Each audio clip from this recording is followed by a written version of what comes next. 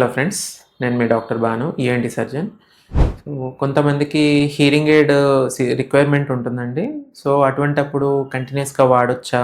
లేకపోతే వాడితే ఏంటి? వాడకపోతే ప్రాబ్లమ్ ఏంటి? అన్నట్టుగా అడుగుతారు. సో దీంట్లో ఏంటంటే హీరింగ్ ఎయిడ్స్ చాలా రకాలుంటాయండి. Wireless hearing aids are definitely better than wired ones. Okay. So వీటిలో గూడా మల్టీ ఛానెల్డ్ హీరింగ్ ఎయిడ్స్ తీసుకుంటే మీకు కొంచెం కంఫర్టబుల్‌గా, డిస్టర్బెన్స్ లేకుండా అడ్జస్ట్ చేయడానికి దాంట్లో ఫెసిలిటీ ఉంటుంది. అండ్ వీటిలో కూడా రీఛార్జబుల్ హియరింగ్ ఎయిడ్స్ తీసుకుంటే ఇంకా బెటర్. అంటే బ్యాటరీ అనేది ఇన్‌బిల్ట్ ఉంటుంది. సో యూ కెన్ ఛార్జింగ్ అనేది ఫోన్ ఛార్జింగ్, మొబైల్ ఛార్జింగ్ ఎలా పెడతామో అలా ఛార్జింగ్ పెట్టొచ్చు. అండ్ దీంట్లో కూడా ఇంకా బెటర్ అనుకుంటే వాటర్ రెసిస్టెంట్ తీసుకుంటే that will be very much safe.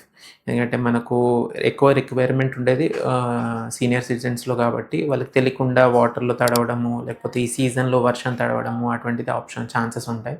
So you can safeguard your hearing. So hearing AIDS వాడడం అనేది డెఫినెట్లీ సేఫ్ థింగ్.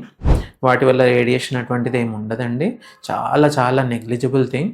సో కంటిన్యూస్‌గా వాడితేనే మన బ్రెయిన్ అనేది దానికి అక్లిమటైజ్ అయ్యి ఎలా మనకు హియరింగ్ ఎయిడ్ అనేది it is there to support our hearing అన్నట్టుగా బ్రెయిన్ అక్లిమటైజ్ అయ్యి దాని తగ్గట్టుగా అడ్జస్ట్‌మెంట్ అవుతుంది. సో ఇనీషియల్‌గా వాడగానే మనకు ఇబ్బంది అనిపిస్తది హియరింగ్ ఎయిడ్ వాడినప్పుడు. సో ఫస్ట్ టైమ్ మనము స్పెక్స్ పెట్టాము, లేకపోతే పాయింట్ చేంజ్ అయింది. అప్పుడు స్పెక్స్ చేంజ్ చేయాల్సింది వచ్చినప్పుడు మనం ఇనీషియల్‌గా we can notice that some disturbance is there. బ్లర్డ్‌గా అనిపించడము ఇటువంటిది చూస్తుంటాము. So in the same way coming to the ear point of వ్యూలో హియరింగ్ ఎయిడ్స్ కూడా పెట్టుకున్నప్పుడు అలవాటు లేనప్పుడు హియరింగ్ ఎయిడ్స్ పెట్టగానే చాలా ఇష్యూస్ వస్తుంటాయి. కొన్ని సౌండ్స్ ఎక్కువ అనిపించడము, లేకపోతే స్పీచెస్ అర్థం కావట్లేదండి అనిపించడము, లేకపోతే గుయ్యమని శబ్దాలు వస్తున్నాయి అనిపించడము. సో ఇటువంటివి వచ్చినప్పుడు you have to note it down and get ఈ పాయింట్స్ అనేది మీరు ఆడియాలజిస్ట్ దగ్గర కానీ ఏంటి సర్జన్ దగ్గర నోటీస్ ఇవన్నీ చెప్తే దాని తగ్గట్టుగా దాంట్లో ప్రోగ్రామింగ్ చేసి అడ్జస్ట్ చేస్తారు. So after that you will be able to properly accept that hearing aids. Okay.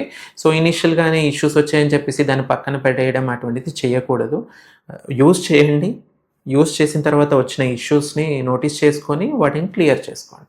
It will be helpful for your usage. Thank you.